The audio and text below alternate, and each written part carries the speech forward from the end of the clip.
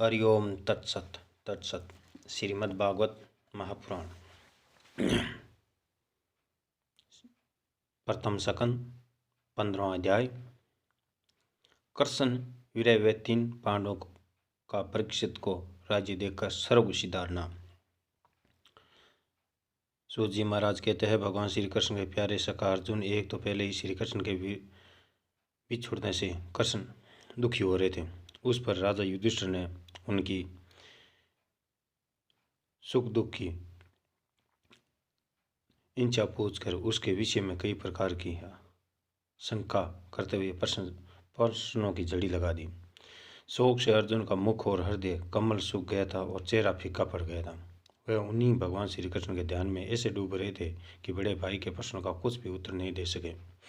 श्री कृष्ण आंखों से ओझल हो जाने के कारण वह बड़ी हुई प्रेम जनित उत्कृष्टता के परमवश हो रहे थे।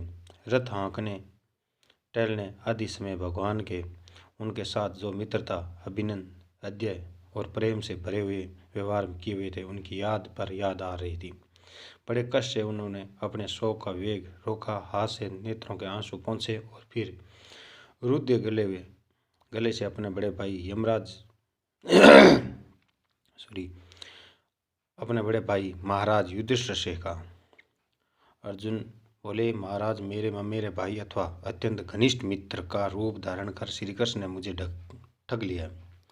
मेरे जिस प्रबल पराक्रम से बड़े बड़े देवता भी आश्चर्य में डूब जाते थे, उसे श्री कृष्ण ने मुझसे छीन लिया। जैसे यह शरीर प्राण से रहित होने पर मृतक कहलाता है, वैसे ही उनके क्षण भर के वियोग से यह संसार अप्रिय दिखने लगता है। उनके आश्रय से द्रौपदी सवेर में राजा द्रुपद के घर आए हुए कामवंत राजाओं का तेज मैंने हरण कर लिया था। धनुष पर बाण चढ़ाकर मत्स्य वेद किया और इस प्रकार द्रौपदी को प्राप्त किया था। उनकी संधित मात्र से मैंने समस्त देवताओं के साथ इंद्र को अपने बल से जीतकर अग्निदेव को उनकी तृप्ति के लिए खांडव वन का दान कर दिया और मैदानों की निर्माण की हुई अलौकिक कला कौशल से युक्त मायामयी सभा प्राप्त की। और आपके यज्ञ में सब ओर से आकर राजाओं ने अनेकों प्रकार की भेंट संपन्न की। 10,000 हाथियों की शक्ति और बल से संपन्न आपके इन छोटे भाई भीमसेन ने उन्हीं की शक्ति से राजाओं के सिर पर पैर रखने वाले अभिमानी जरासंध का वध किया था। तदंतर उन्हीं भगवान ने उन बहुत से राजाओं का मुक्त किया जिनको जरासंध ने महाभैरव यज्ञ में बलि चढ़ाने के लिए बंदी बना रखा था।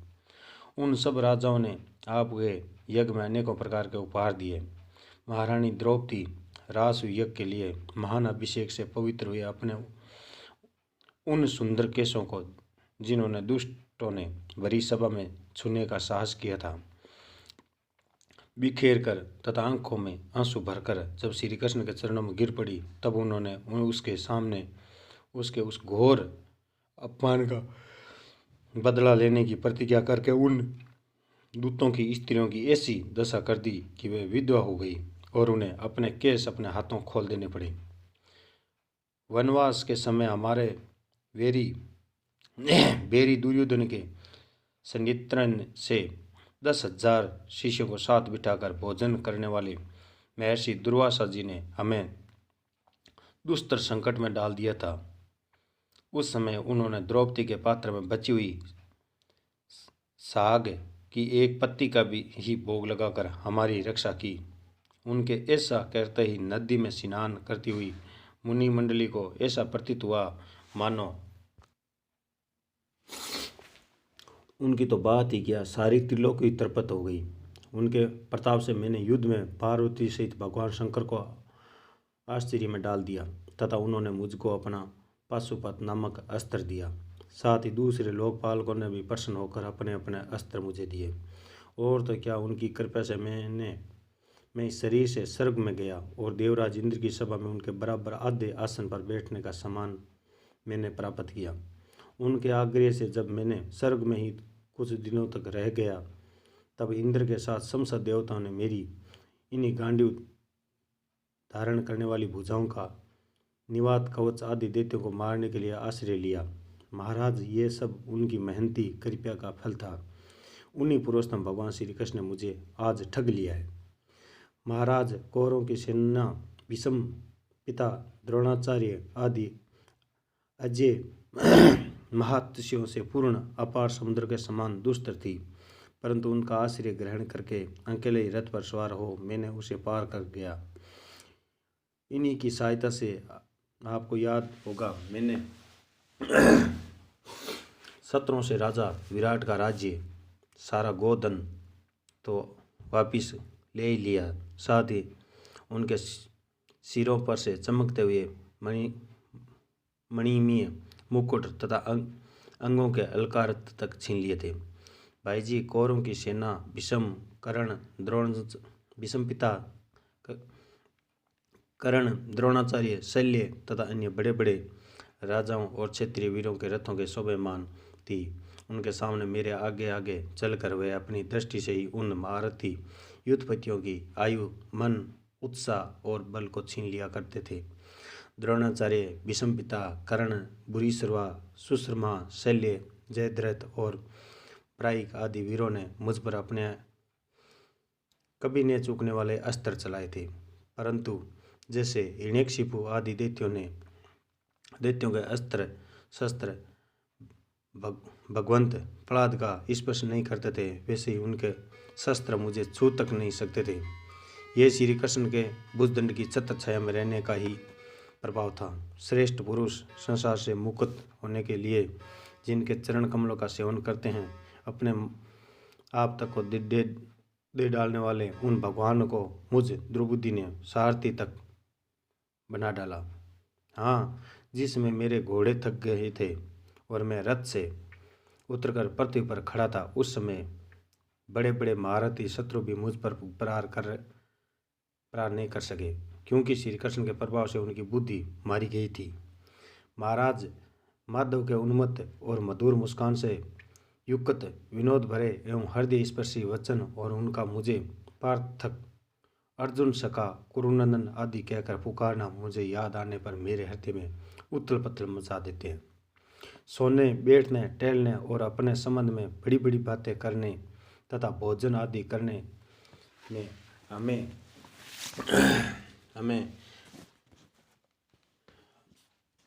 में हम प्राय एक साथ रहा करते थे।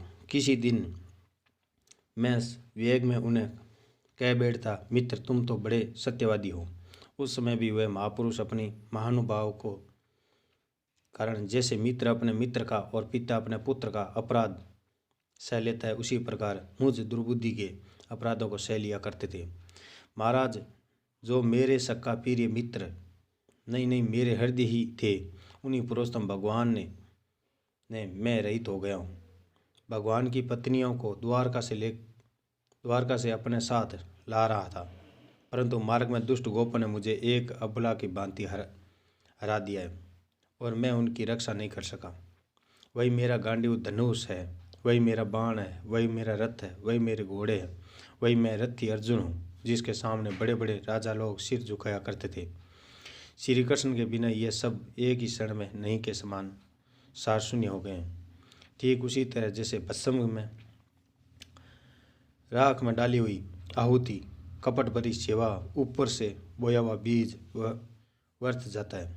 हे राजन, आपने द्वारकावासी अपने जिन सुदर्शन समझियों की बात पूछी, वह ब्राह्मणों के सांपवश मोहग्रस्त हो गए हैं। वारुणी मंदिरा के पान से मदोन्मत्त होकर अपरिचितों की भांति आपस में ही एक दूसरे को लड़ झगड़ कर मर गए हैं।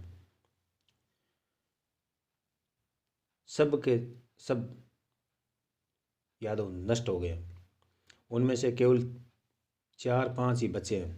वास्तव में यह सर्वशक्तिमान भगवान की लीला है कि संसार के प्राणी परस्पर एक दूसरे का पालन पोषण भी करते हैं और दूसरे को मार भी डालते हैं।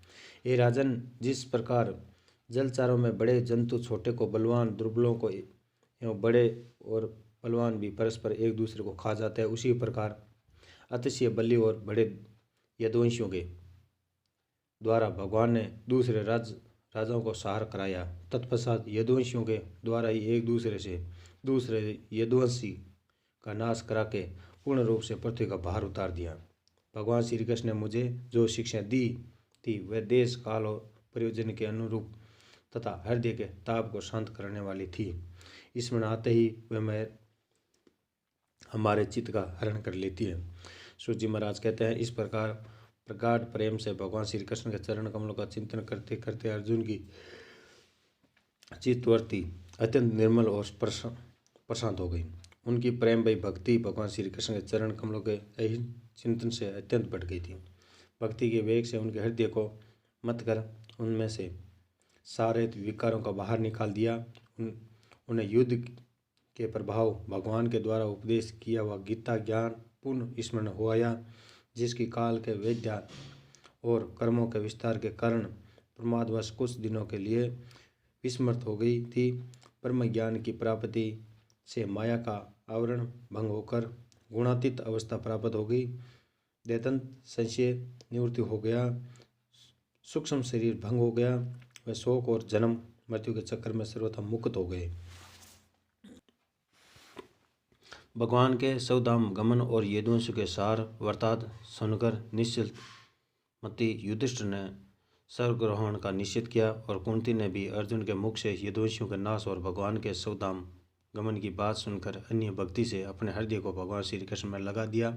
सदा के लिए इस जन्म मृत्यु रूप संसार से अपना मुंह मोड़ लिया।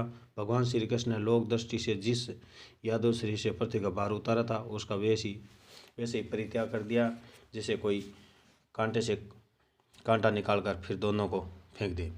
भगवान की दृष्टि में दोनों ही समान थे, जैसे वे नट के समान मत्स्यवादी रूप धारण करते हैं और फिर उनका त्याग करते थे, वैसे उन्होंने जिस यादव शरीर से पृथ्वी का भार दूर किया उसे त्याग भी दिया। जिनकी मधुर लीलाएं श्रवण करने योग्य है, उन भगवान श्री कृष्ण ने जब अपने मनुष्य से शरीर से इस पृथ्वी का परित्याग कर दिया, उसी दिन विचारहीन लोगों को अधर्म में फंसाने वाला कलयुग आदम का महाराज युधिष्ठिर से कलयुग का फैसला छिपा नहीं रहा। उन्होंने देखा देश में, नगर में, गांव में, प्राणियों में लोभ, असत्य, छल, ईर्षा आदि अधर्मों की बढ़ती हो गई है।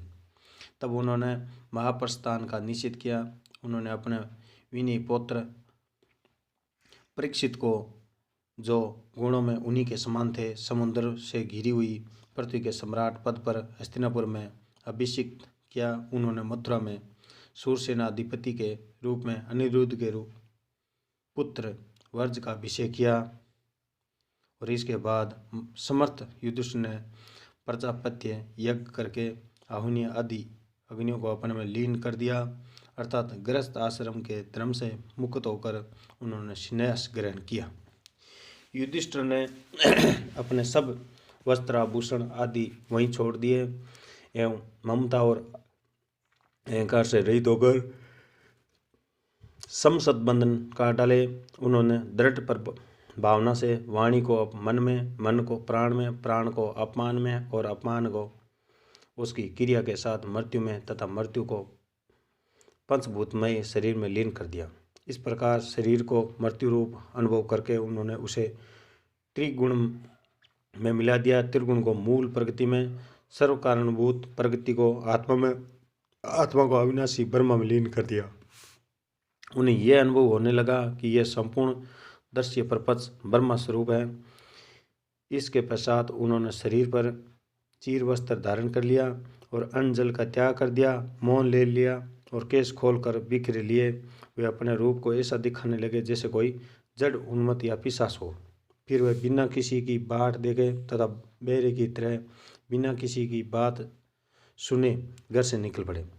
हृदय में उन परम ब्रह्मा का ध्यान करते हुए, जिसको प्राप्त करके फिर लौटना नहीं होता, उन्होंने उत्तर दिशा की यात्रा की, जिस ओर पहले बड़े बड़े महात्मा जन जा चुके थे।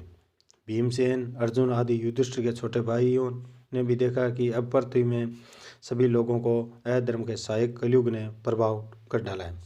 इसलिए वह श्री कृष्ण चरणों की प्राप्ति का दृढ़ निश्चित करके अपने बड़े भाइयों के पीछे पीछे चल पड़े। उन्होंने जीवन के सभी लाभ भली भांति प्राप्त कर लिए थे। इसलिए यह निश्चित करके कि भगवान श्री कृष्ण के चरण कमल ही हमारे परम पुरुषार्थ है, उन्होंने उन्हें हृदय में धारण कर लिया और पांडवों के हृदय में भगवान श्री कृष्ण के चरण कमलों के ध्यान से भक्ति भाव उमड़ आया। उनकी बुद्धि सर्वथा शुद्ध होकर भगवान श्री कृष्ण ने उस सर्वोत्कृष्ट स्वरूप में अन्य भाव से स्थित हो गई, जिसमें निष्पाप पुरुष ही स्थिर हो जाते हैं।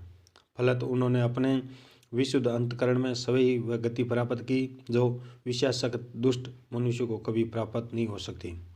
सेमी एवं श्री कृष्ण के प्रेमावेश में मुग्ध एवं बगन में विदुर जी ने भी अपने शरीर को प्रभास क्षेत्र में त्याग दिया था। उस समय उन्हें लेने के लिए आए हुए पितरों के साथ वह अपने लोक यमलोक को चले गए। द्रौपदी ने देखा कि अब पांडु लोग निरपेक्ष हो गए हैं, तब वह अन्य प्रेम से भगवान श्री कृष्ण का ही चिंतन करके उन्हें प्राप्त हो गई। भगवान के प्यारे भगत पांडवों के प्रयाण की इस परम पवित्र और मंगलमयी कथा को जो पुरुष श्रद्धा से सुनता है वह निश्चित ही भगवान की भक्ति और मोक्ष को पाता है। हरि ओम तत्सत, हरि ओम तत्सत, हरि ओम तत्सत, हरि ओम तत्सत। ओम नमो भगवते वासुदेवाय, ओम नमो भगवते वासुदेवाय।